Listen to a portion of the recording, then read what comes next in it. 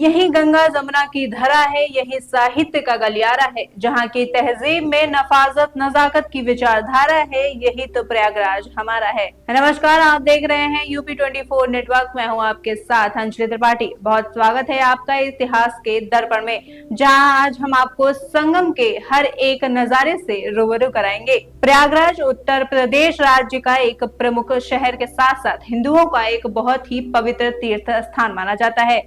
यह शहर उन शहरों में आता है जहां दो पवित्र नदियां गंगा यमुना आपस में मिलती हैं। ऐसा माना जाता है कि एक तीसरी नदी सरस्वती भी यहां छुपकर मिलती है।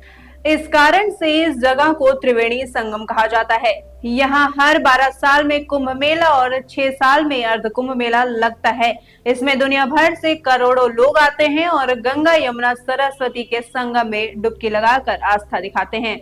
हम बात करेंगे इसके निर्माण की, इसके नाम, स्थापना और बहुत कुछ। वक्त था 1583 का, जब मुगल बादशाह अकबर ने यहाँ एक किला बनवाया और इस जगह का नाम इलाहाबाद रखा। कहते हैं इसके निर्माण में कुल लागत 6,17,20,214 रुपए लगाई। बताया जाता है कि किले में एक जन्नी महल है, जिसे जहांगीर महल भी कहा जाता है। अंग्रेजों ने भी इसे अपने अनुकूल बनाने के लिए काफी तोड़फोड़ की। अकबर ने इस किले का निर्माण मुगल काल में पूर्वी भारत से अफगान विद्रोह को खत्म करने के लिए किया था। अकबर ने प्रयाग यानी संगम से हटकर एक नए शहर की अर्धशिला रखी, जिसको आज एक नया इलाहाबाद कहा जाता है। अब ये तो हो गई इलाहाबाद के पीछे की कहानी। अब बात करेंगे प्रयागराज नाम कैसे पड़ा। हिंदू मान्यता के अनुसार भगवान ब्रह्मा जी ने जब दुनिया बनाई, पहला यज्ञ यहीं पर किया था।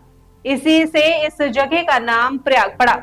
पा का मतलब पहला और या का मतलब यज्ञ। और फिर अक्टूबर 2018 में उत्तर प्रदेश सरकार ने इसका नाम फिर से बदलकर प्रयागराज रख दिया।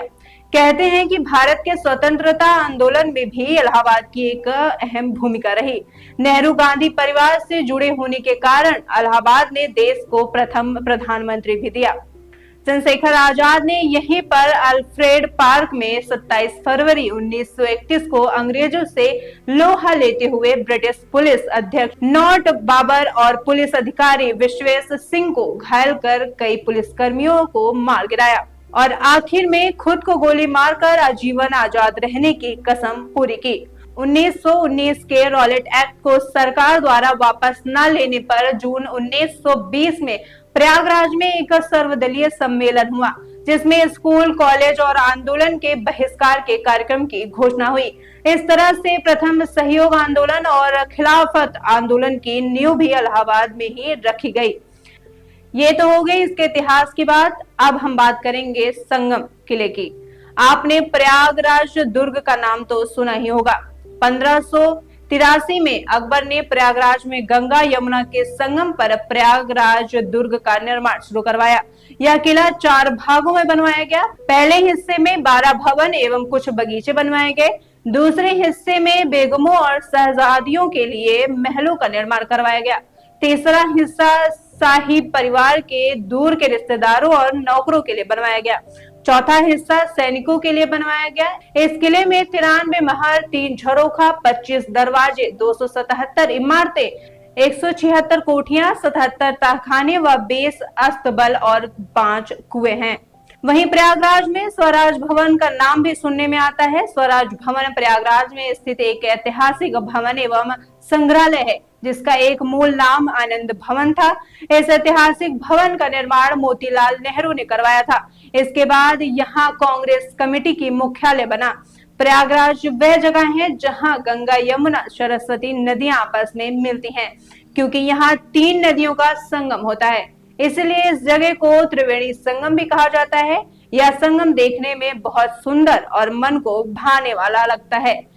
यहाँ एक खास बात यह है कि जब गंगा यमुना मिलती हैं, तो उनके पानी का रंग अलग दिखता है।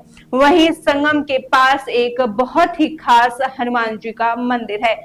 इस मंदिर में हनुमान जी की लेटी हुई मूर्ति है। लोगों को उनके दर्शन करने के लिए सीढ़ियां उतरकर नीचे जाना पड़ता है, क्योंकि यह मंदिर जमीन से नीचे है। एक मान्यता के अनुसार अंग्रेजों ने इस मूर्ति को हटाने का आदेश दिया था, लेकिन जब खुदाई शुरू हुई तो मूर्ति ऊपर आने के बजाय नीचे धंसती गई। इसी वजह से आज यह मंदिर गड्ढे के अंदर बना हुआ है और एक एक जगह जहां हिंदुओं की आस्था जुड़ी है। भरद्वाज आश्रम आनंद भवन के सामने एक पुराना पवित्र मंदिर है। कहा जाता है कि भगवान राम जब वनवास गए थे तो वहां यही महर्षि भरद्वाज के आश्रम में रुके थे। यह आश्रम संत भरद्वाज से जुड़ा हुआ है। और फिर आता है प्रयागराज में लगने वाला कुंभ मेला, जो शहर के आकर्षण का सबसे बड़ा केंद्र है। कुंभ और कल्पवासी हर साल जनवरी फरवरी में यहाँ बड़ा मेला लगाते हैं, जिसमें करोड़ों लोग संगम में डुबकी लगाकर पुण्य कमाते हैं। इसी के साथ नागवासुकी मंदिर, जो उत्तर दिशा में गंगा किनारे दारागंज में स्थित है। मनकामेश्वर मंदिर, जो मिंटो पार्क के पास यमुना नदी के किनारे और किले के पश्चिम दिशा में है। यहाँ एक काले पत्थर का शिवलिंग है और साथ में गणेश जी और नदी की मूर्तियां भी हैं। इसी के साथ प्रयागराज शिक्षा, उद्योग, परिवहन, जलमार्ग, रेल सेवा जैसी कई सुविधाओं का केंद्र कहा जाता है। उम्मीद है आपको ये सुर्खियां पसंद आई होंगी। जाते जाते वीडियो को लाइक करें, शेयर करें, चैनल को सब्सक्राइब करना ना भूलें। अगली कहानी कौन सी होगी हमें कमेंट जरूर करें।